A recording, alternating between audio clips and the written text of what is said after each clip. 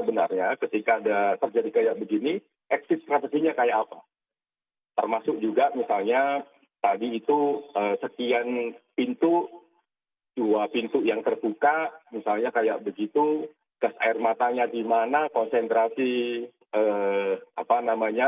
hiruk pikuknya di titik yang mana, termasuk juga nanti kita akan telusurin soal korban-korban ini yang paling banyak jatuhnya di dekat pintu yang mana. Apakah itu juga dekat dengan lontaran gas air mata dan sebagainya. Nah, itu sedang kami dalami.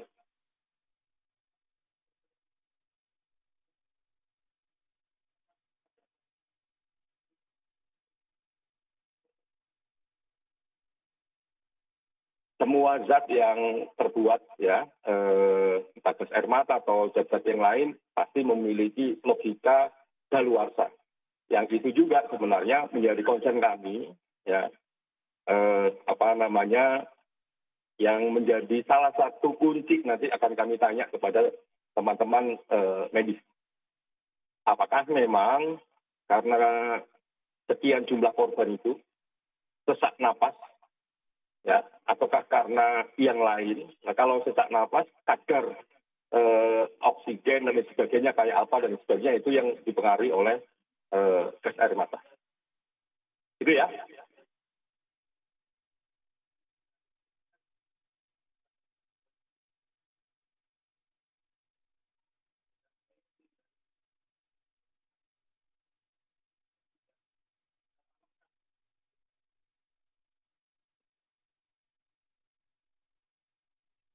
Ini tim lumayan cukup besar. Biasanya kalau saya bawa tim kayak begini, itu biasanya kalau di kasus-kasus yang karakternya juga besar. Nah, saya bawa tim cukup besar, nggak perlu saya sebutin jumlahnya, dan saya pimpin sendiri. Cukup ya? Pak Ketua? Cukup? Oke, terima kasih banyak.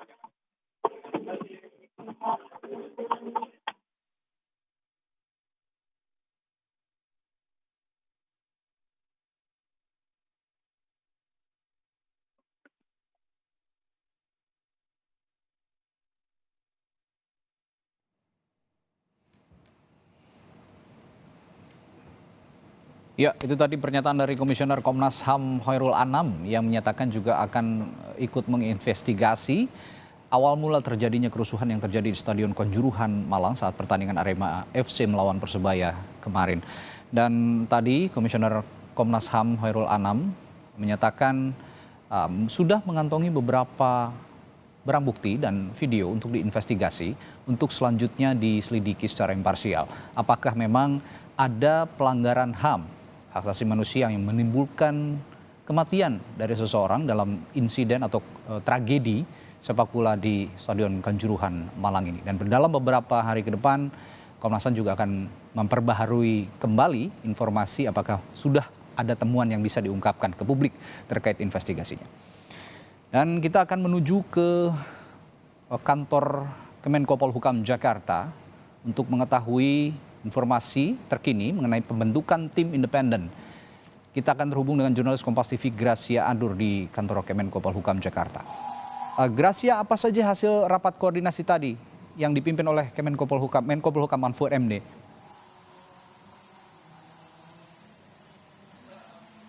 Poin yang paling penting, Radi dan juga saudara, adalah pemerintah membentuk tim gabungan independen pencari fakta. Yang ini mereka akan menyelesaikan tugas di dalam tim gabungan ini selama 2 hingga 3 minggu ke depan, saudara. Nah, ada pun 5 poin yang tadi disampaikan oleh Menko Polhukam Mahfud MD terkait tugas apa saja yang akan dilakukan dalam tim gabungan independen pencari fakta ini. Yang pertama adalah poin penting, pemerintah ini meminta Polri untuk segera mencari tahu siapakah pelaku yang terlibat dalam tragedi ini.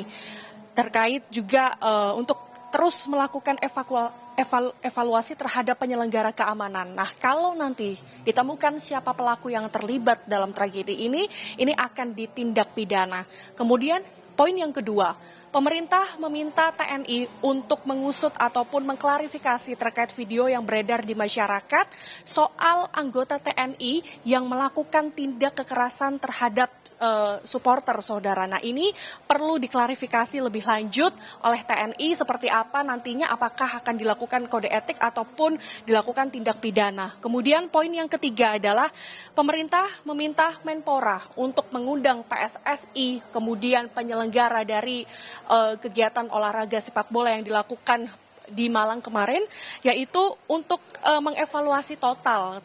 Salah satunya soal regulasi keamanan dan keamanan dalam FIFA yang ini sudah diatur dalam pasal 19 poin B soal regulasi penggunaan gas air mata ini yang dilarang saudara. Kemudian poin yang keempat adalah pemerintah meminta PSSI untuk melakukan tindakan mendalam, di mana pemerintah meminta agar PSSI ini perlu adanya pengendalian yang baik di dalam hal ini saudara. Dan yang terakhir yang paling penting adalah pemerintah juga meminta Menteri Kesehatan untuk memberikan pelayanan kesehatan yang baik di beberapa rumah sakit yang berada di Malang saudara. Salah satunya adalah seluruh perawatan baik obat-obatan ataupun perawatan trauma healing ini juga akan ditanggung oleh negara. Ini adalah poin-poin yang tadi sudah disampaikan dalam hasil rapat koordinasi yang dilakukan pada pagi tadi sekitar pukul 9 pagi waktu Indonesia Barat. Radi. Ya, tentunya tanpa berniat saling menyalahkan siapa yang paling bertanggung jawab atas insiden ini atau kejadian tragedi sepak bola nasional ini. Tentu saja penyelidikan dibutuhkan dan dalam beberapa waktu hari ke depan diharapkan ada titik terang siapa sebenarnya yang memang bisa dimintai pertanggungjawaban atas kejadian ini. Terima kasih Gracia Adur dari kantor Kemenko Polhukam, Jakarta.